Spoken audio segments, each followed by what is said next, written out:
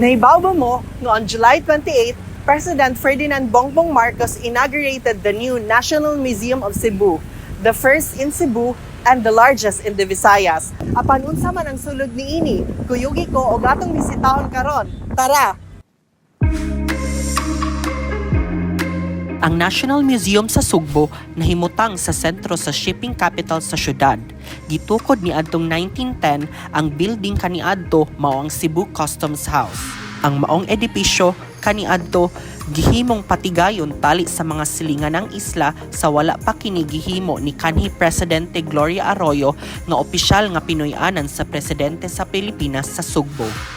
Karon, uban sa pag-abli niini, ang NMT Cebu gibantog tungod sa mga kalambigitan sa kultura ug kasaysayan niini, diin adunay 5 ka importanteng galeriya sa arte. Ang unang gallery adunay talagsaon nga mga bahin sa geological, lakip ang pipila ka dili pamilyar nga mga tanom ug mga species sa hayop nga endemic sa lugar. Ang Gallery 2 sa laing bahin adunay mga mahinungdanong arkeolohiko nga mga kaplag nga makatudlo sa mga bisita mahitungod sa kasaysayan sa Sugbo ug uban pa nga mga kalabutan sa Pilipinas.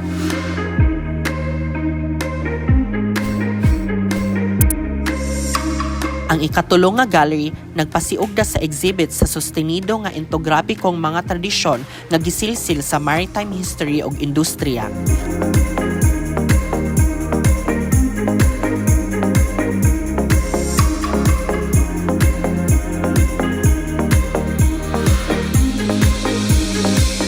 Ang ikaupat nga gallery nagdala sa koleksyon sa Philippine Center sa New York sa Cebu nga nagpakita sa mga artworks sa mga nangunang nga Filipino artists sa unang bahin sa 1970. With the newly inaugurated National Museum of the Philippines, Cebu, we open a temple to history and culture, inviting tourists, local and international alike to experience the wonders of Cebu. Kung wala pa mo nakaanhi, bisitahan na aron ka mo makaingon, IDI, na ding ani sa Sugbo.